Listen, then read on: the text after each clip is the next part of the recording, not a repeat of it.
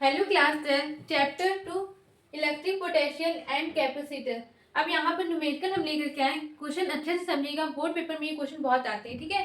तो बच्चे अक्सर नहीं कर पाते, ध्यान से समझिएगा, बहुत इजी क्वेश्चन है। यहाँ पर क्या बोलेंगे, calculate the resultant capacitor of this diagram. आपको डायग्राम दे रखा है और आपको क्या निकालना है, रिजल्टेंट कैपेसिटर निकालना है, मतलब पूरे कैपेसिटर का एक कैपेसिटर रिजल्टेंट निकालना है, ठीक है।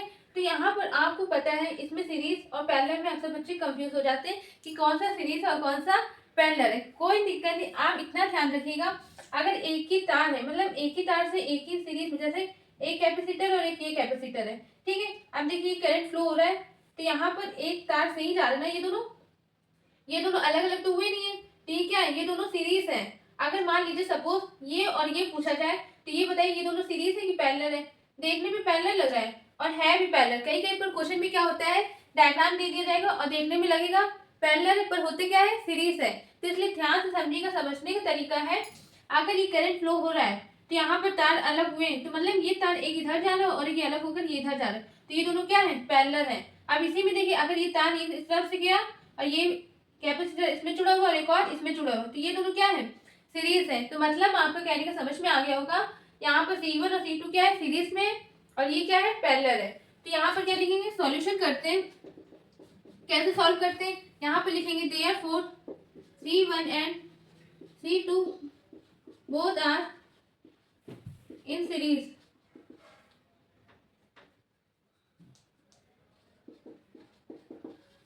अब आपको सीरीज का फॉर्मूला पता है, क्या होता है, 1/c = 1/c1 plus 1/c2 plus 1/c3। लेकिन यहाँ पर C1 और C2 दे रखा है, तो यहाँ पर क्या करेंगे, C1 की वैल्यू क्या है, 5 माइक्रोफैरड, C2 की वैल्यू क्या है, 10 माइक्रोफैरड, ठीक है। तो फॉर्मूला अप्लाई करेंगे, now 1/c = 1/c1 plus 1/c2, ठीक है। अब इसको आप मान लीजिएगा CS, क्यों, सीरीज का कैपेसिटेंस है, ठीक है। अब इसको सॉल्व करेंगे तो यहाँ पर आ जाएगा 1/5 प्लस 1/10। अब इसको पूरा ओवरऑल आंसर आएगा क्या, 50/15, डिवाइड करने पर आएगा 3.33 माइक्रोफैरड, ठीक है। अब आपने निकाल लिया CS। देखिए यहाँ पर CS कितने आए, 3.33 माइक्रोफैरड। अब इन दोनों को डायग्राम ध्यान से समझिएगा, ठीक है। हमने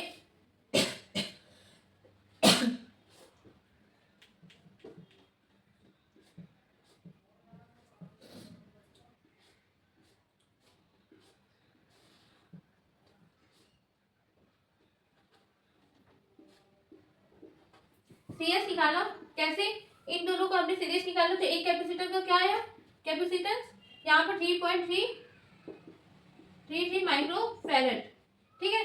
अब ऐसे ही यहाँ पर C3 की वैल्यू कितनी दे रखी थी, 3 माइक्रोफैरड।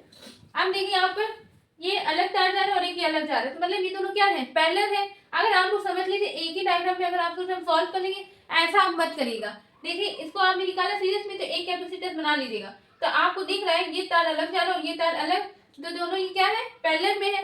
तो पैरेलल का फॉर्मूला है, पहले यहाँ पर क्या लिखेंगे, therefore CS and C3 both are in parallel, ठीक है। अब इसके बाद आपने फॉर्मूला पढ़ा है, पहले इसकी वैल्यू पुट कर देंगे 3.33 माइक्रोफैरड और C3 की वैल्यू दे रखी है 3 माइक्रोफैरड, ठीक है। अब यहाँ पर हमने पैरेलल का फॉर्मूला पढ़ा है, C पैरेलल का लगाएंगे तो क्या आएगा, C1 plus C2 CSC3। Parallel का फॉर्मूला क्या होता है, C = C1 plus C2 plus C3। लेकिन यहाँ पर नेमिंग के अकॉर्डिंग यहाँ पर फॉर्मूला अप्लाई कर रहे हैं। हम पैरेलल का कैपेसिटेंस निकाल रहे, तो यहाँ पर क्या लिख लिया, CP = सीरीज का कैपेसिटर प्लस C3 जो हमको दे रखा है, ठीक है। अब यहाँ पर वैल्यू पुट करके सॉल्व कर लेंगे, क्या आएगा, CS की वैल्यू 3.33 माइक्रोफैरड प्लस 3 माइक्रोफैरड। अब इसको सम करने पर क्या आएगा, 6.33 माइक्रोफैरड। ये आंसर आ गया हमारा रिजल्टेंट कैपेसिटर। आप चाहे तो इसको ऐसे भी लिख सकते हैं, कैसे, 6.33 इंटू 10⁻⁶ फैरेड में। ये भी आंसर सही है और ये भी आंसर करेक्ट है, ठीक है। अब इसको अच्छे से आपको समझ में आ गया होगा कैसे हमको सॉल्व करना है और कैसे पहचाने की सीरीज है कौन सा पैरेलल है, ठीक है। इसको 2 बार प्रैक्टिस करिएगा। अब हम मिलते हैं अगले नेक्स्ट क्वेश्चन में। आप देखिए class question number second. Question number second में क्या है, on changing the potential of capacitor. Capacitor का चेंज क्या हो रहा है, पोटेंशियल चेंज हो रहा है, ठीक है। अब यहाँ पर कैपेसिटर कितना दे रखा है, 10 microfarad from 100 volt to 200 volt. पहले V1 कितना था, 100 वोल्ट, तभी इसमें क्या बोला गया था, चेंज हो रहा है क्या, पोटेंशियल। तो यहाँ पर पहले V1 था 100 वोल्ट, फिर V2 कितना हो गया 200, ठीक। अब क्या निकालना है, calculate is change in energy, मतलब चेंज इन एनर्जी हमको फाइंड करना है, डेल्टा यू, ठीक है। अब आप सबसे पहले सॉल्व करने से पहले आपको क्या क्या दे रखा है वो हम यहाँ पर लिखेंगे, ठीक है। तो सबसे पहले हमको सी दे रखा है 10 माइक्रो फेरेड। अब इसको अगर फेरेड में कन्वर्ट करेंगे तो क्या आएगा, 10 इंटू 10 की पावर -6 फेरेड, ठीक है। अब यहाँ पर V1 कितना दे रखा है, 100 वोल्ट, ठीक। और V2 कितना दे रखा है, 200। अब हमको क्या निकालना है, डेल्टा यू निकालना है, ठीक है। अब आपको फॉर्मूला अच्छे से पता है क्या होता है, now delta U equal to half C, अब यहाँ पर V2 square minus V1 square, ठीक है, ये फॉर्मूला होता है। अब यहाँ पर हम वैल्यू पुट कर देंगे, क्या आएगा, हाफ सी की वैल्यू थी 10 इंटू 10 की पावर -6 इंटू, अब ब्रैकेट के अंदर 200 स्क्वायर माइनस 100 स्क्वायर। अब यहाँ पर जो पूरा सॉल्व करेंगे आंसर क्या आएगा, 0.15। अब डेल्टा यू की जो यूनिट होती है क्या होती है, जूल होती है। एनर्जी की जितने भी मान लीजिए potential energy, kinetic energy, work, ठीक है, ये सब यूनिट क्या होती है, जूल होती है, ठीक है। अब इसको अच्छे से आप लोग प्रैक्टिस करिएगा। अब हम मिलते हैं अगले नेक्स्ट क्वेश्चन में। अब देखिए class question number third. Question number third में क्या है, calculate the radius of spherical conductor. एक स्फेरिकल कंडक्टर, उसका हमको क्या फाइंड करना है, रेडियस फाइंड करना है, ठीक है। हैविंग इलेक्ट्रिक कैपेसिटर, और हमको इलेक्ट्रिक कैपेसिटर दे रखा है 1 फैरेड, ठीक है। तो आपने फॉर्मूला पढ़ा होगा, आपको याद दिलाने के लिए यहाँ पे लिख रहे हैं 4πε0 इंटू आर, ठीक है। ये फॉर्मूला हमने यहाँ पे डेरिवेशन भी करके दिखाया था, आपको याद होगा, ठीक है। यही फॉर्मूला यहाँ पर अप्लाई होगा, ठीक है। अब देखिए ध्यान से, गिवन हमको क्या दे रखा है, सी दे रखा है 1 फैरेड, और क्या निकालना है, रेडियस निकालना है, ठीक है।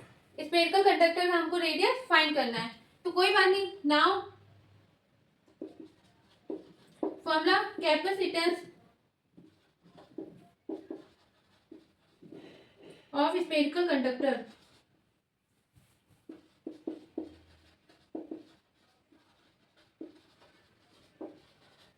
आपने फॉर्मूला पढ़ा है C इक्वल टू 4πε0 r, ठीक है। अब हमको क्या फाइंड करना है, r फाइंड करना है, तो यहाँ पर r निकालेंगे, मतलब C अपॉन ये मल्टीप्लाई नीचे जाएगा तो डिवाइड में 4πε0, ठीक है। अब यहाँ पर वैल्यू पुट करेंगे, C की वैल्यू थी 1, अब देखिए ध्यान से 1 अपॉन, इसको मैं से लिख सकते ना, 1/4πε0 इंटू C, ठीक है।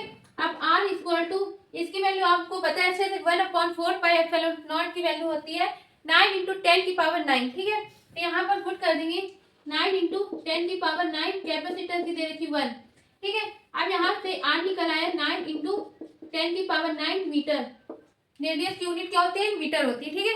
अब आपको अच्छे से समझ में आ गया होगा, इसको अच्छे से सॉल्व करिएगा। अब हम मिलते हैं नेक्स्ट क्वेश्चन में। अब देखिए class question number 4। Question number 4 में क्या है, आर कैपेसिटर हैविंग कैपेसिटेंस दे रखा है कितना, 10 माइक्रोफैरेड। अब यहाँ पर फैरेड में कन्वर्ट करने के लिए आपको अच्छे से पता है, इंटू 10 की पावर -6 से मल्टीप्लाई कर देंगे। अब इस connected with a battery 50 volt. अब यहाँ पर हमको वोल्टेज दे रखा है 50, ठीक है। अब क्या फाइंड करना है, कैलकुलेट इस पोटेंशियल एनर्जी, हमको पोटेंशियल एनर्जी फाइंड करना है। आपको अच्छे से पता है फॉर्मूला क्या होता है, U equal to half CV square, ठीक है। अब यहाँ पर फॉर्मूला ये लगेगा, तो हमको अच्छे से पता है, हम लोग सॉल्व करने से पहले जो हमको दे रखा हो तो वो लिखते, फिर जो फाइंड करना वो फिर फॉर्मूला लगा करके हम वैल्यू पुट करके आंसर ले आते, ठीक है। तो चलिए जैसे हम लोग करते हैं वैसे करते हैं। यहाँ पर given C equal to 10 microfarad, ठीक है। अब इसको फैरेड में कन्वर्ट करने के लिए क्या होगा, C इक्वल टू 10 इंटू 10 की पावर -6 फैरेड, ठीक है। अब यहाँ पर V कितना दे रखा है, 50 वोल्ट, और क्या फाइंड करना है, पोटेंशियल एनर्जी, ठीक है। आप फॉर्मूला अप्लाई करेंगे, now U equal to half CV square, ठीक। अब हाफ C की वैल्यू कितनी है, 10 इंटू 10 की पावर -6, V की वैल्यू कितनी है, 50 का होल स्क्वायर। आप इसको सॉल्व करेंगे तो आंसर क्या आएगा, 125 इंटू 10 की पावर -4 और यूनिट क्या होती है पोटेंशियल एनर्जी की, जूल होती है। ठीक है, आप इसको अच्छे से प्रैक्टिस करिएगा। अब हम मिलते हैं अगले नेक्स्ट क्वेश्चन में। आप देखिए class question number 5। Question number 5 में क्या बोलेंगे, calculate the store energy in the given capacitor. अब आपको डायग्राम दे रखा है, आधे बच्चे तो डायग्राम देख करके डर गए होंगे कि ये कैसा डायग्राम आ गया, हम उसको कैसे सॉल्व करें, है ना। कुछ नहीं, डायग्राम बहुत सिंपल है, कितना भी हार्ड आ जाए हमें उससे डरना नहीं है, हम उसको समझेंगे। क्या बोलेंगे, पहले क्वेश्चन को देखिए, कैलकुलेट द स्टोर्ड एनर्जी। आपको इन द गिवन कैपेसिटर, जो कैपेसिटर दे रखा है उसका हमको स्टोर्ड एनर्जी निकालना है। अब स्टोर्ड एनर्जी का फॉर्मूला आपको पता है, U equal to half CV square होता है। ठीक है, अब इसके बाद अब यहाँ पर हमको C दे रखा है, वोल्टेज नहीं दे रखा है, तो वोल्टेज निकालना होगा। अब वोल्टेज निकालने से पहले हमको R पता होना चाहिए, क्यों, R भी, अब वोल्टेज कैसे निकालेंगे, R की यहाँ पर हमको रेजिस्टेंस दे रखा है, तो यहाँ पर according to the Ohm's law के अकॉर्डिंग वोल्टेज निकाल लेंगे। लेकिन आपको 10th क्लास का याद आ रहा होगा, यहाँ पर सीरीज के रेजिस्टेंस वाला फॉर्मूला लग रहा है। कैसे, देखिए यहाँ पर करंट फ्लो हो रहा है, अब देखिएगा ध्यान से, रेजिस्टेंस में यहाँ पर तार गया, ठीक है, ये एक रेजिस्टेंस वायर, फिर यहाँ पर गया, तो एक ये, फिर ये, ठीक है, एक ही लाइन में जा रहे हैं, तो मतलब ये क्या है, सीरीज है।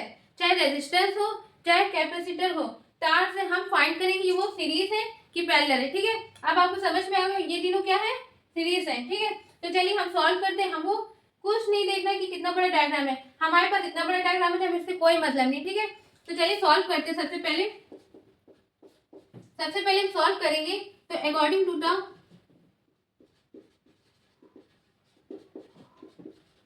Ohm's law V equal to IR। ठीक है, अब I यहाँ पर वैल्यू दे रखी है, एक मिनट, I की वैल्यू पुट दे रखी होगी, आपको I की वैल्यू दे रखी है 2 एम्पियर। ठीक है, अब यहाँ पर देखिए I दे रखा है, R हमको पूरा रिजल्टेंट रेजिस्टेंस नहीं पता है, यहाँ पर अलग अलग रेजिस्टेंस है, इसको मान लेंगे R1, इसको मान लेंगे R2, इसको मान लेंगे R3। ठीक है, आप क्या लिखेंगे यहाँ पर, therefore R1, R2 and R3 in series. ठीक है, अब यहाँ पर फॉर्मूला लगाएंगे, तो RS या R लिख लीजिए, कोई दिक्कत नहीं, R1 plus R2 plus R3।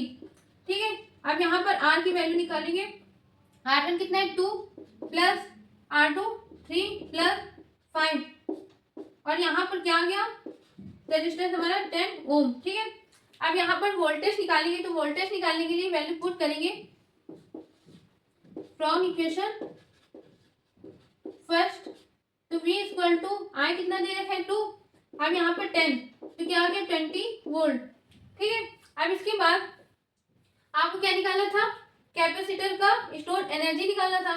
C हमको दे रखा है 2 माइक्रोफैरेड, अब इसको फैरेड में कन्वर्ट करेंगे, तो क्या आएगा 2 इंटू 10 की पावर -6। तो यहाँ पे पहले लिखेंगे now U equal to half CV square. ठीक है, अब यहाँ पर U हाफ C की वैल्यू पुट कर देंगे 2 इंटू 10 की पावर -6, अब V की वैल्यू हमने कितनी निकाली 20 का स्क्वायर निकाला। ठीक है, अब 20 स्क्वायर हो गया। अब इसको पूरा सॉल्व करेंगे तो आंसर क्या आएगा 4 इंटू 10 की पावर -4। आप एनर्जी का यूनिट क्या होता है, जूल। ठीक है, अब आपको समझ में आ गया होगा। सबसे पहले हमने क्या निकाला, यहाँ पर ये पूरा रिजल्टेंट रेजिस्टेंस, फिर according to the Ohm's law formula लगाया, वहां से हमने वोल्टेज निकाला, फिर स्टोर एनर्जी का फॉर्मूला अप्लाई किया, वहां से हमने फाइंड कर लिया जो हमसे कहा गया था। ठीक है, बहुत इजी लगा होगा, समझ में आया होगा सारे क्वेश्चन आपको। आप इसको कम से कम 2 बार प्रैक्टिस करिएगा। अब हम मिलते हैं अगले नेक्स्ट वीडियो में नेक्स्ट टॉपिक के साथ। Thank you.